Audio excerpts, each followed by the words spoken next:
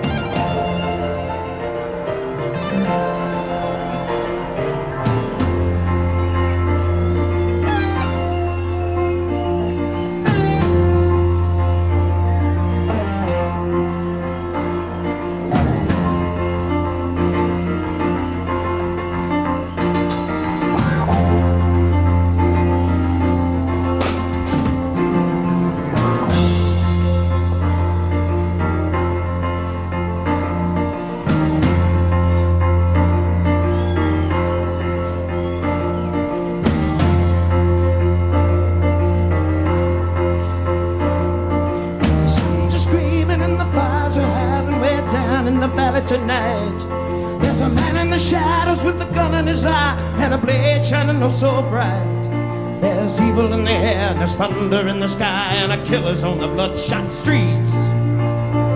Oh, and down in the tunnel where the deadly rise, I know I swear I saw a young boy down in the gutter. He was starting to foam in the heat. Lord, baby, you're the only thing in this whole world that's pure and good and right. There's always gonna be some light, but I gotta get out, I gotta break it out now before the final crack of dawn. So we gotta make the most of our one night together. When it's over, you know we'll both be so alone. Like a bat out of hell, I'll be gone in the morning time. When the night is over, like a bat out of hell, I'll be gone, gone, gone. Like a bat out of hell, I'll be gone in the morning time.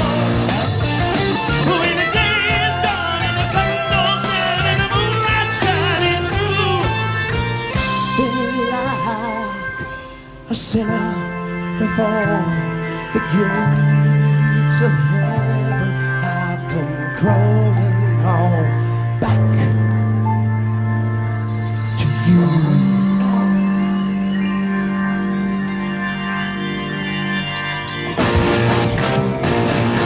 I'm gonna hit the highway like a battering ram on a silver black phantom bag. When the belly's hot and the engine is hungry, I'm all about to see the light. Nothing ever goes in this hot love, we never finish standing alone. And nothing really rocks and nothing really goes and nothing never left alone. And I know that I'm damned if I never get out, and maybe I'm damned if I do. But with every breeze I got left in my heart, you know I'd rather be damned with you. If I gotta be damned, you know I wanna be damned, dancing through the night with you. And if I gotta be damned, you know I wanna be damned. Gotta be damned, you know I wanna be damned. Gotta be damned, you know I wanna be damned. Dancing through the night, dancing through the night, dancing through the night with you.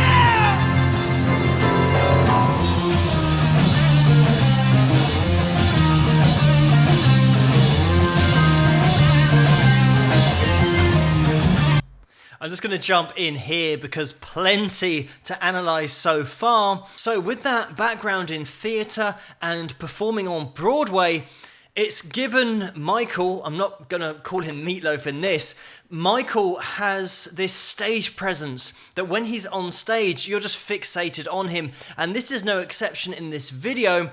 The way that he's just building tension at the beginning of the performance. Everybody knows which song we're about to get into because of the iconic riff that starts it on keys.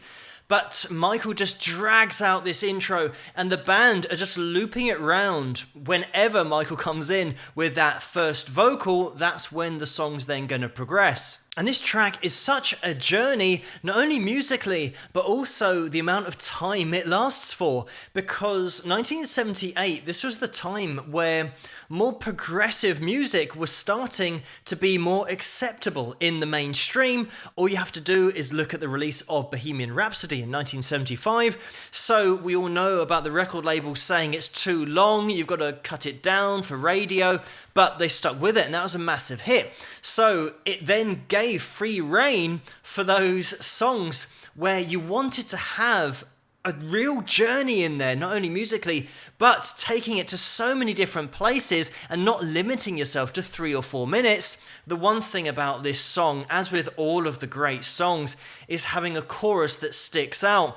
And this is one of those songs that if you were to sing Bat Out of Hell, everybody defaults to the chorus that we hear, that we've just heard, because it is so melodic and dynamically it sticks out so much from the rest of the track. I always say about the big hits throughout time, they've all got things in common, and this live performance is a great example of the dynamic changes that we go through within this song, and in the live setting they really exploit those dynamics by really bringing it down in the verses to make that chorus then to pop out, which is exactly what you want. All the credit goes to Jim Steinman on this particular song, but also the whole album, because that was the songwriter that Michael worked with.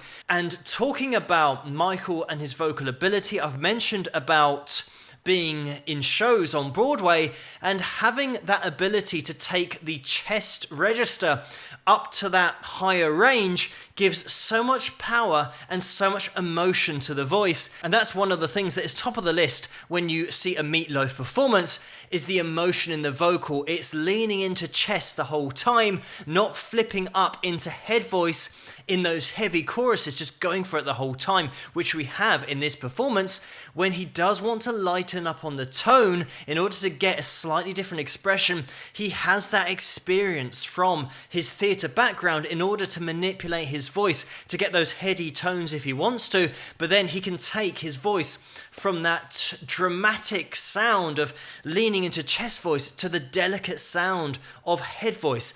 And it's really taking it from one end of the spectrum to the other vocally. And this is what all the great singers have, the dynamic range within their voice to take you from such a small place to then such a loud and in-your-face place. And that's covering all of that spectrum in terms of emotionally, because depending on how you talk, that is what elicits different emotions in the people that you're talking to. It's something that I've mentioned in other videos about when somebody's talking to you, it's exactly the same as when somebody's singing to you. So if they're really leaning into chest voice and belting out a sound at you, you're going to take a step back and you're going to give them your full attention because it is like being shouted at. Whereas if somebody's just whispering and they've got that really quiet sound and maybe a head voice tone, you're going to start to pay them more attention, listening to details. Rather than having a step back, you're now leaning in. So when we analyze Meat Loaf, the artist, and why it did so well and why he did so well as an artist, it's the same 3 things that always come up. You've got to have great songs. He had Jim on his side for that, fantastic songwriter. You've got to have entertainment, showmanship. That's something that came naturally to Michael. He had so much experience in that department. He was used to performing to huge crowds night after night, and that certainly is evident with his confidence on stage. And then finally, you've got to have ability, technical ability at your instrument. In this case, it's Michael's vocal cords. Those are his instrument, and he has mastered them. Like I said, that dynamic range that he possessed in order to take you from that small place to that really loud place if he wanted to. The band here are spot on, top players across the board, and you have to be in order to pull off this kind of track live. When you listen to that original record, you can imagine as a musician, how are we going to pull this off live? But obviously you need a lot of top musicians in the band. You can't just go out and do this as a three-piece. But fortunately, Meat Loaf, the setup was always a great band. We're going to be getting back into the video. I'm not going to have time to watch it the whole way through. As you know, this is a long track, but I just want to give a shout out to the Kulick brothers on guitar, because we've got Bruce and Bob here doing a great job. Also, I've got to shout out to Todd Rundgren as well for the original production on the record and the way that he got the motorbike sounds on the guitar, just pressing in that whammy bar all the way down, effectively doing a dive bomb without letting it come back up again, just to simulate the sound of motorbikes. There's so much cool production on that original record by Todd, but let's get back into this performance.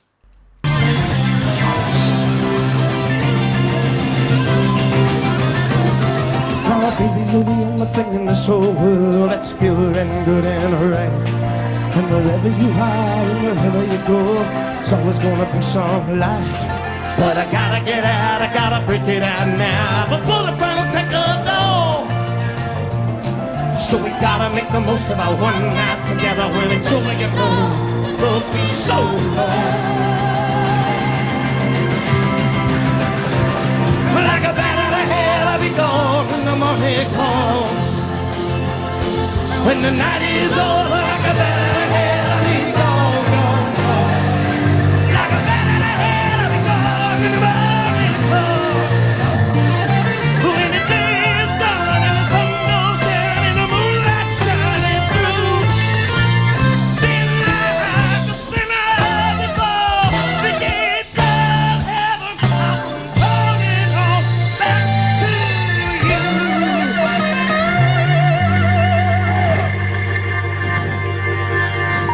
Then like a sinner before the gates of heaven, I come crawling home back home to you. I come crawling.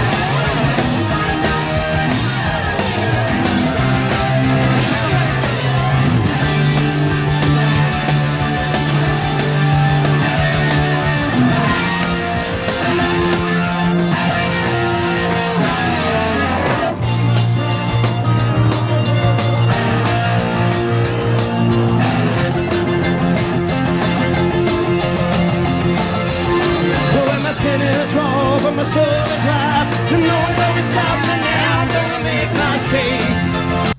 I'm just going to jump in there. And unfortunately, with the lead guitar solo, it's not this video. They might have recorded it originally in mono, and it might have been in the right channel. We didn't get the lead, unfortunately, so it's like torture seeing obviously a great lead solo, but not being able to hear it.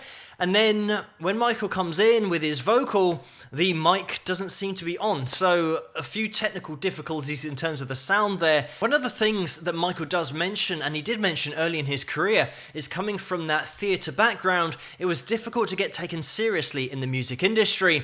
Obviously, he's achieved so much and been really successful in that said industry, but maybe early on, Meat Loaf wasn't the most credible sounding name. I know that his real name is Michael Lee Aday, and maybe, who knows, if he was called Michael Lee, he might have been seen as a performer, a solo performer, and maybe got a little bit more recognition in the early days, but fortunately, the name didn't matter because he had the talent to back it up. Just getting into a bit of Michael's background, he started acting and getting into shows at school, so he had that inclination already to perform in front of people, and by the time he was at college, unfortunately, he lost his mother early on, and he inherited some money from her death. He moved into a flat and pretty much locked himself away at this point, and he was found by one of his friends about 3.5 months after he'd received that inheritance. He was renting a flat, and he went to the airport and literally just got on the next flight, which happened to go to Los Angeles, so that's where he ended up. So he started his first band called Meat Loaf Soul, and they changed their name a few times, but they did support bands like The Who, The Stooges, The Grateful Dead are in there as well, and they had some regional success, but after this, Michael joined the Los Angeles production of the musical called Hair. Due to the publicity that Michael got for being in Hair the Musical, he was invited by Motown Records to go and record with Sean Stoney Murphy, who had also been in Hair the Musical, and they released in 1971 Stoney and Meat Loaf, and they also went on a tour to help sales, and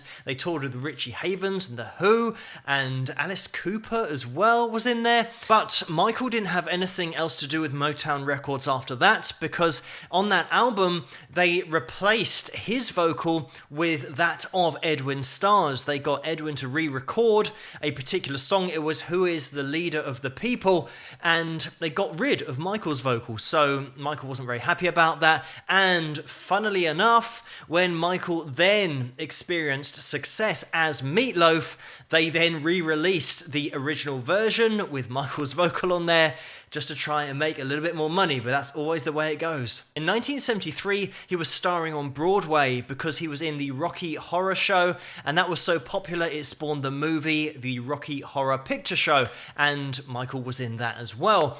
At this time, he was also working on Bat Out of Hell, and he convinced Epic Records to film 4 videos for the album, for 4 of the tracks, and he also spoke to Lou Adler, who was the producer of the movie, and asked him if they could show one of the videos that he'd recorded for a track called Paradise as a trailer to the Rocky Horror Picture Show movie. So in 1974, Michael decided to leave Broadway behind and start to focus more on music, and in 1976 he recorded lead vocals for Ted Nugent's album called Free For All, and at this point he didn't have a record deal. He had those 4 videos and effectively a demo version of the album, and he was going to record labels, but he couldn't get a deal. Nobody was interested because of the nature of the music. It was really progressive, and then Todd Lundgren got involved and he agreed to produce the album, redo it, and that was really a turning point, because once Todd had produced the album, put that sheen on all of those tracks, he then went to Cleveland International Records, but it was still seen as a bit of a gamble with this album because of the way it sounded. But they took the album on, released it in 1977, and it went on to be one of the biggest selling albums of all time, over 43 million in sales worldwide, and it's never been out of the top 200 in the UK since it was released. Then in 1981 is when he released Dead Ringer, and that was another massive success. There was a track called Dead Ringer for Love, which got to number 5 here in the UK, and that featured Cher on the female lead vocal, and the album got to number 1 as well. 1983 is when Midnight at the Lost and Found was released, and unfortunately during this time Michael had fallen out with Jim Steinman, his songwriter, so he was looking for any songwriters that he could get at the time, and unfortunately he did have a couple of tracks that were written by Jim for that album. One of those was called Total Eclipse of the Heart, and another one was called Making Love Out of Nothing at All. And the funny thing about this is that the record label refused to pay Jim for these 2 tracks. so they didn't use them on the album, and everybody knows that those tracks for Bonnie Tyler, huge #1. The other track, by the way, which was called Making Love Out of Nothing at All, that was released by Air Supply, and that got to #2 in the charts, only beaten to #1 by Bonnie Tyler with Total Eclipse of the Heart. So Bad Attitude was released in 1984, and then Blind Before I Stop was in 1986, and in 1993 is when Bat Out of Hell 2, Back Into Hell, was released, and I think critically, they saw it in the industry as maybe a bit of a joke given the name of the album, but they couldn't have been more wrong because it sold over 15 million copies, and there was a song on that album called I Would Do Anything for Love, but I Won't Do That, and that went to #1 in 28 countries, and it stayed at #1 here in the UK for 7 consecutive weeks. And by the way, he won a Grammy for that song as well. He followed this up with his album Welcome to the Neighborhood in 1995, and then released a best of album in 1998, and that went platinum everywhere.